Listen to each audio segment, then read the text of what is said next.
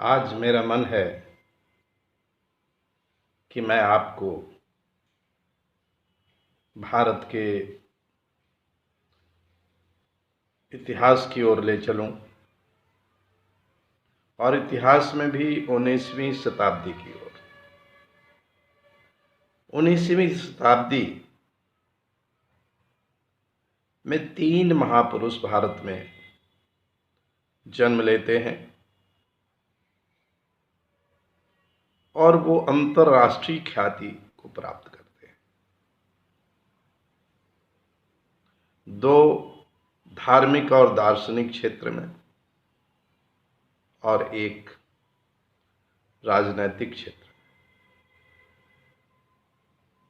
इनमें सबसे पहले जन्म होता है स्वामी दयानंद सरस्वती का 1824 में। ये वेदों की ओर समाज को ले जाते हैं और वेदों के ज्ञान को समाज के अंदर भरने की कोशिश करते हैं, जागृत करने का अभियान चलाते हैं और वेदों में भी अद्वैत वेदांत की राह पर चलकर आर्य समाज की स्थापना करते हैं।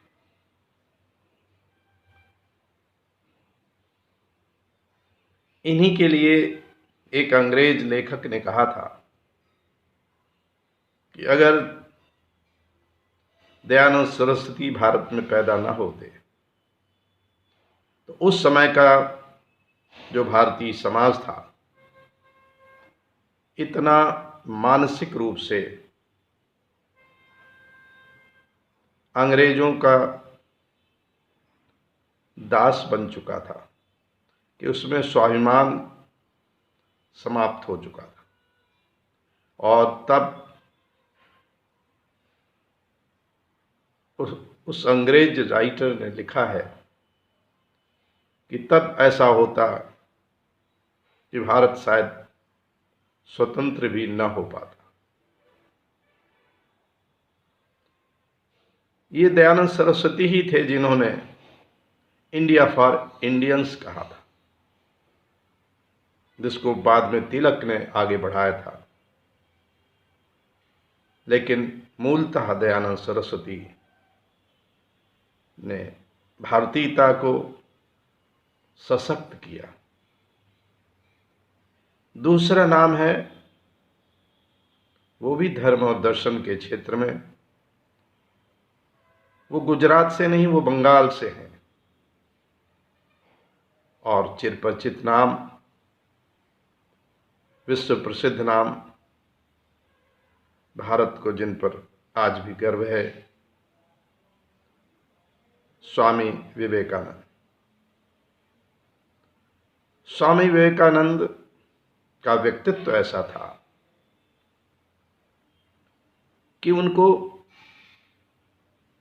हर कोई स्वीकार करता था, अपना मानता था और विश्व स्तर पर धर्म और दर्शन के क्षेत्र में उन्होंने भारत का डंका बजाया था। भारत का नाम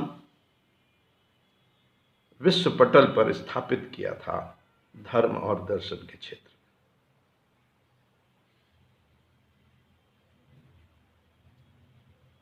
जब वो संबोधन करते थे अमेरिका में,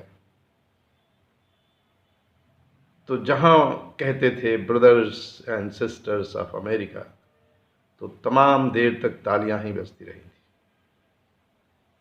वो गर्व के क्षण थे भारत के लिए। 1863 में उनका जन्म होता है और 1869 में एक और महापुरुष का जन्म होता है जो गुजरात से है। चिरपरिचित अंतर्राष्ट्रीय ख्याति का नाम, जो यद्यपि राजनीति में रहता है मगर वो महापुरुष संत होता है, दिल से संत, प्रकृति से संत और कह सकते हैं कि राजनीतिक संत। नाम मोहनदास करमचंद गांधी। इनमें से दयानंद सरस्वती और महात्मा गांधी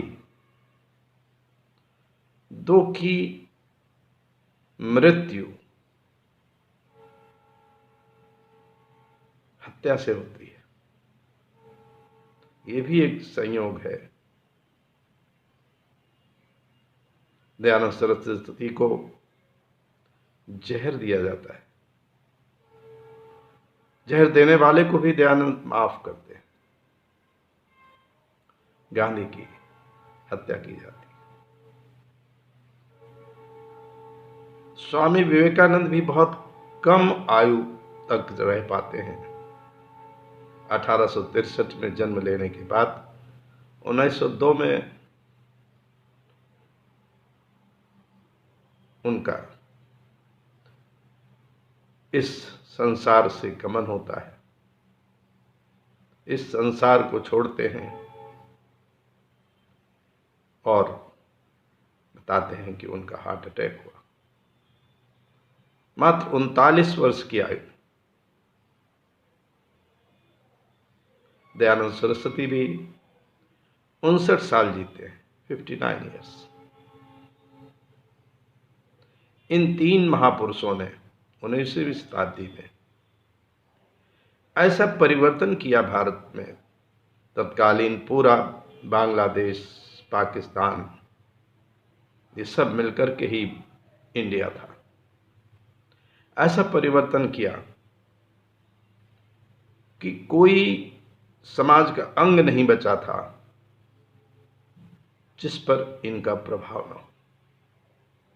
आज भी तीनों महापुरुष प्रातः स्मरणीय है और भारत ही नहीं, पूरा विश्व कहीं न कहीं इनका ऋणी है।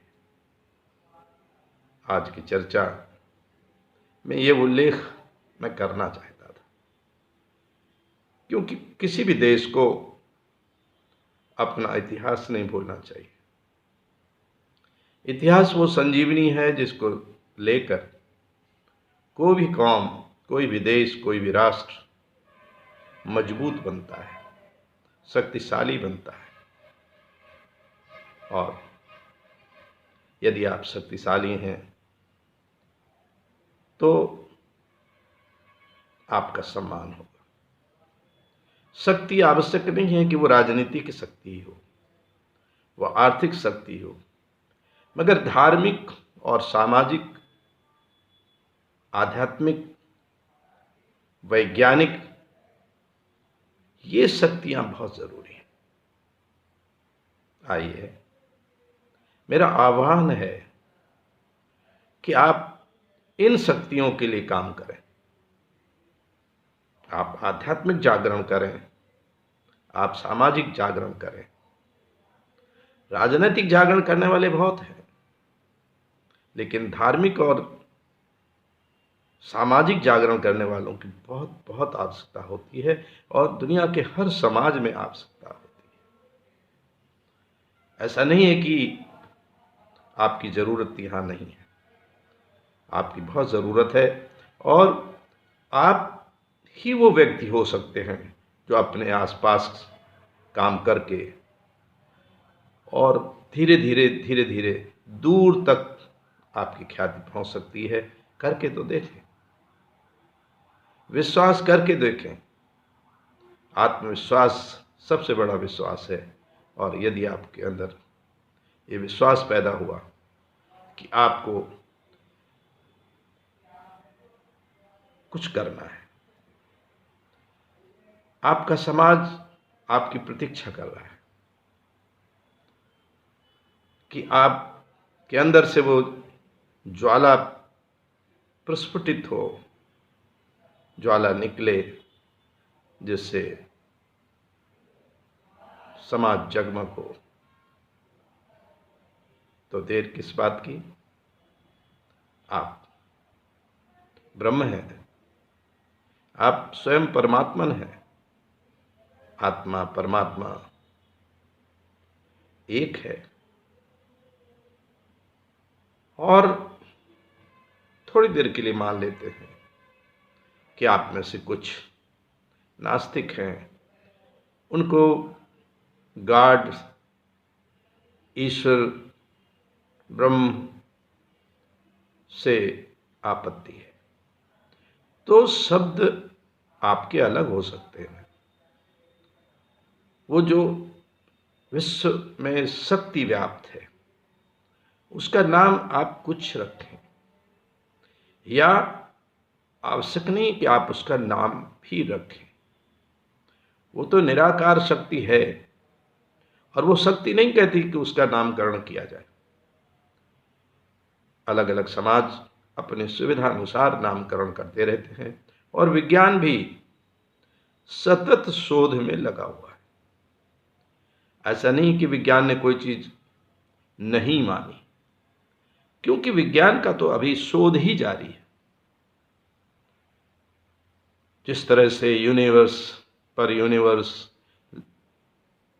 अनेकों यूनिवर्स, अनेकों ब्रह्मांड, और ब्रह्मांडों के बाहर क्या, बिग बैंग से पहले क्या। जब ब्रह्मांड की उत्पत्ति कहते हैं तो उसको बिग बैंग विज्ञान कहता है। तो बिग बैंग से पहले क्या, अनेक प्रश्नों के उत्तर अभी आने बाकी है। दर्शन जहां तत्व शास्त्र होता है, जिसको हम मेटाफिजिक्स कहते हैं, कहीं फिजिक्स और फिलॉसफी एक है। आरंभ में एक ही थे, बाद में अलग अलग विषय बने। तो विज्ञान और धर्म का कोई विरोध नहीं है। विरोध कभी कभी संप्रदायों, मजहबों, पंथों और मतों का हो सकता है। वहां कट्टरता हो सकती है, मगर धर्म जो कहता है धारते इति धर्मः, जो धारण करे वही धर्म है, जो धारण योग्य हो वो धर्म है। तो ये सब साथ चलते हैं। और हमारे तीनों महापुरुष जिनका उल्लेख अभी मैंने किया था, दयानंद सरस्वती, स्वामी विवेकानंद, महात्मा गांधी, इनका ऋण भी आपको चुकाना है। ये आपसे आशाएं रखते हैं कि इनका ऋण चुकाया जाए, और इनका ऋण आप चुका सकते हैं। बस अपने अंदर झांक करके देखें कि आप ऐसा कर सकते हैं, कर सकते हैं, कर सकते हैं। अहम ब्रह्मास्मि कहिए, तत्त्वमसि कहिए, सर्व खलु इदम ब्रह्म कहिए। अहम ब्रह्मास्मि, अहम ब्रह्मास्मि, अहम ब्रह्मास्मि।